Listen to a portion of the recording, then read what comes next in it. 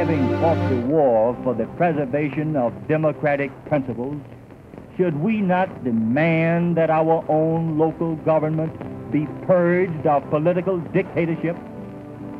If I have not heretofore made it clear, I wish to announce to you that I stand opposed to the mayor of Hot Springs and to all of his political methods. I've had a feeling that if you're going to get into politics and put your family through the trials and tribulations of political race and of political office, that you should have something in mind that you want to accomplish, and that you should try to accomplish that if in your heart you think it's right, without taking a poll and without trying to determine the political consequences. See, you're supposed to build up a following and build up support and so forth, and be willing to expend it to get something that you think needs to be done. As soon as I was nominated in '48, one of the things that I did immediately, two or three things that I took on, but I feel that the most important thing I did was start campaigning for President Truman. All the polls indicated that Truman would be defeated, and no one thought he would win except Harry Truman. And we were able to carry Arkansas by a real good vote, majority vote. I didn't know anything about electricity. We didn't have the indoor plumbing. The washing machine was a black pot and a tub and a scrub board. As a youngster, I had a concept of what it would mean to have electricity on the farm. And so I guess that was a kind of a passion with me when I got in a position to try to do something about it. And of course, that was what I tried to do as governor, which I spent a great deal of time and effort in doing, is getting electricity to the farms. And then the road program, our roads had deteriorated during the war. You know, you couldn't do anything. And there were 12 counties in the northern part of the state that didn't have a single hard surface road. And the reason they didn't have, one of the reasons they didn't have, not only because of lack of funds and so forth, but the funds we had would be apportioned out to counties where they had a lot of votes. And at that time, the population in North Arkansas was sparse. So they didn't have the clout to really come down and say, we need a road. But we got them roads. And incidentally, we had a bond issue approved by the people. And we were able to sell those bonds at about 2.5% interest. In 1949, I recommended to the legislature that I had a bill submitted to build a medical school in the medical center. You know, the medical school was out at MacArthur Park. See? And so we got the legislation passed for a medical center, and today it's, you know, it's expanded and been supported. But you know, the source of revenue that we tapped in order to operate the hospital, the teaching hospital for the medical students and so forth, cigarette tax. Paid a 2-cent tax on each package of cigarettes to support the medical center hospital. You know, the people of Arkansas have great character, you know, and they have great resilience and determination and strength. You know, you judge the character of a people by the way they respond to adversity, you know. And you look at how the people have responded to tornadoes and cyclones and natural disasters, depressions and hard times. So things happen, but we come out of it stronger than when we went into it, see. And like I was telling you about the war of bauxite.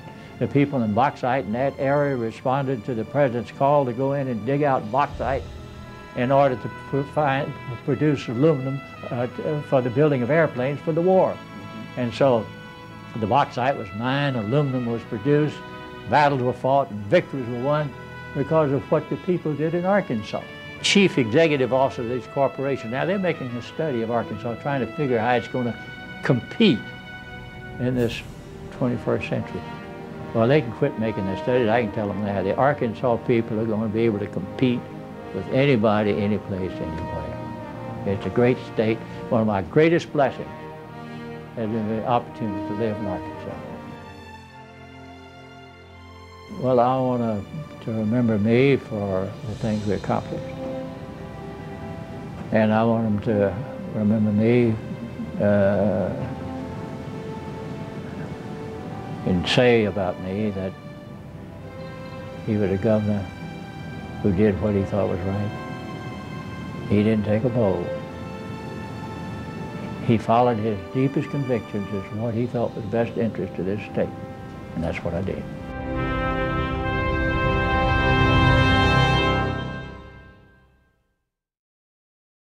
Congressman John Paul Hammerschimidt's dedication to Arkansas and the electric cooperative movement has been demonstrated in many ways over the years. In the 1940s, Hammerschimidt put his education on hold to join the Army Air Corps, where he was an AT-7 twin-engine pilot.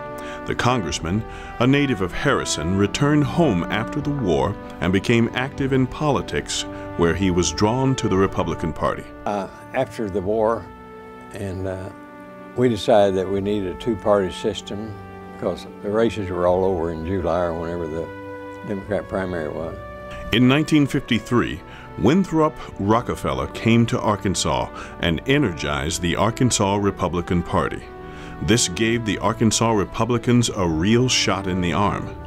However, there had not been a Republican congressman elected from Arkansas since Reconstruction.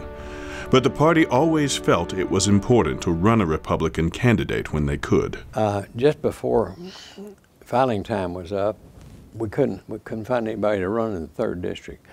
But we were rather excited about the 3rd District because Jerry Henshaw had run in '64 and had gotten 40% of the vote. We thought, well, to a Republican, that's just like winning, you know, if you get 40%. So we said, we got to have somebody run. Well, just 2 days before the election, Wynn or somebody said, John Paul, why don't you run? And I said, well, you know, I don't mind supporting prima donnas, but I don't want to be one. So I just laid out my own campaign and ran it myself. I did something they tell you never to do. I ran my own campaign. In 1966, John Paul won the election for Arkansas's 3rd Congressional District by beating incumbent Congressman James William Trimble by more than 9,000 votes. He became the first Republican to represent Arkansas in Congress since Reconstruction.